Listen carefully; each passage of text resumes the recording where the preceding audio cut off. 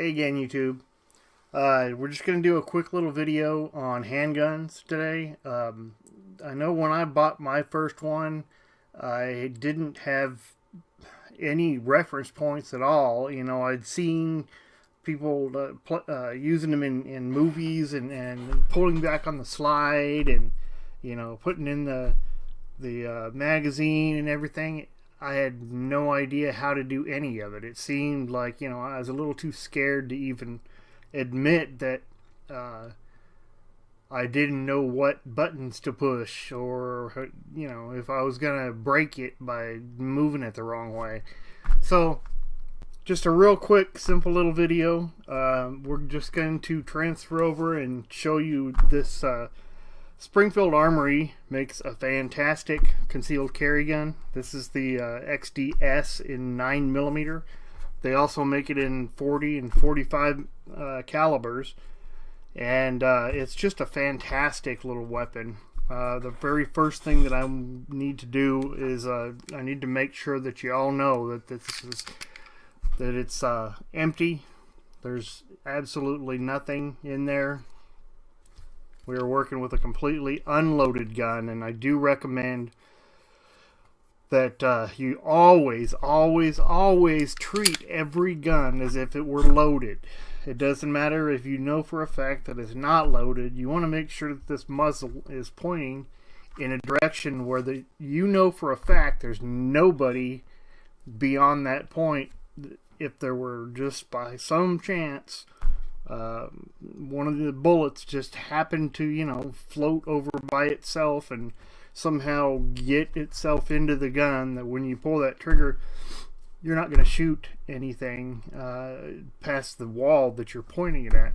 So just make sure that it's safe before you start handling any weapons. So this one is clear and safe, and just want to show you a few of the simple points on these. This is a semi-automatic handgun.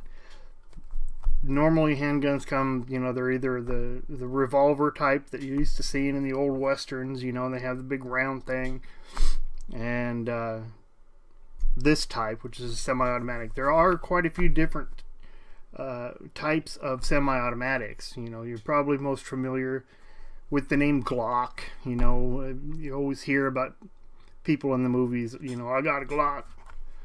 Well, a Glock's a fine weapon. It's just not my choice for an everyday carry gun.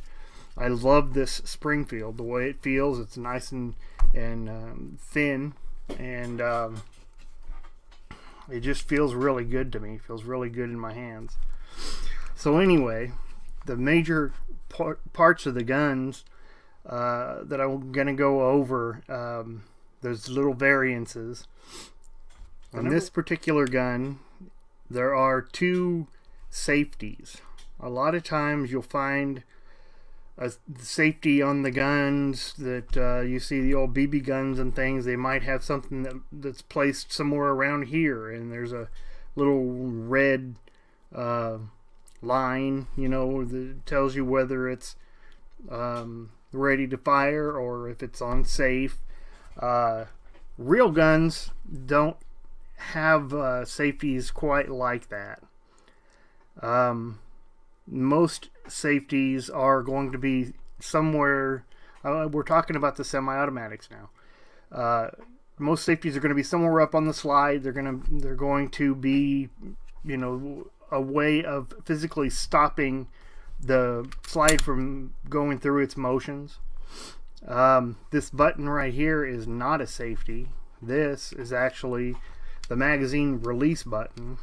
The magazine, when it's inserted, well, I can go ahead and show you this. The magazine's completely empty. I'm not putting any bullets into the gun. The magazine itself goes up into the bottom of the gun. There's this hole down here, and it just fits in there like that, and you need to make sure that it goes in nice and tight. Now this is one of those things that I wasn't sure about when I first bought the gun. It's like, okay, let me put it in there, and is it tight? Is it safe?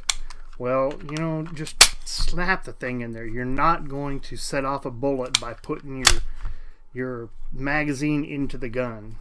I can't say never, you know, anything is possible when you're talking about a loaded weapon, but generally speaking, you need to knock that thing in there to make sure that it's actually in the gun. So you're not going to break it. Knock that thing in there. And this button is what actually releases it, so it will come out. You push the button and it should come out very easily. This one is nicely spring loaded, so it's actually, it will jump out of the gun. So we've got the trigger, we've got the magazine release. You're thinking, well, is this the safety? Is this the safety? You know, when I first pick one up, I don't know. I have no idea. Well, neither one of them. If you notice on this trigger, this particular gun, not all of them have this, but it has an extra little thing sticking out from the front of the trigger. Now that's actually one of the safeties on this particular gun. If you don't press that back, the trigger will not engage. It actually has to, you have to push that, and you actually have to push back for it to move the whole trigger assembly. So that's one of the safeties on this gun. Now you also notice there's this thing sticking out the back that you might not see on other guns too. Some of them have them, some don't. This particular gun does, and it goes in and out too. So just like this, the trigger will not pull if you don't push this down.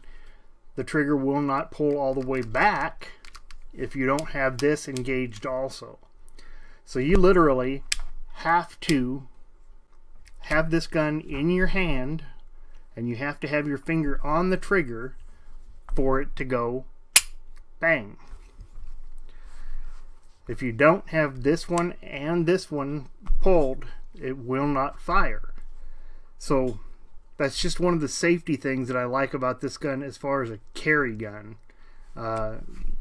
It's just a little safer. If it drops out of your holster because you're out riding your horse or whatever, more than likely it is not going to go off, because the whole thing inside here can't move like it's supposed to unless you hold that and hold that at the same time.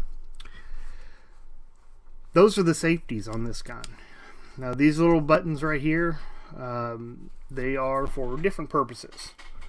This one is called the slide lock. Now some people call it a slide release, and it does release, but generally speaking it's there specifically to lock the slide back. This whole piece up here, this piece here, is the slide, and they call it a slide because it slides back and forth. That's what actually pulls the bullet out, pushes a bullet in, and allows the little firing pin that's inside here to strike the bullet and make it go pew.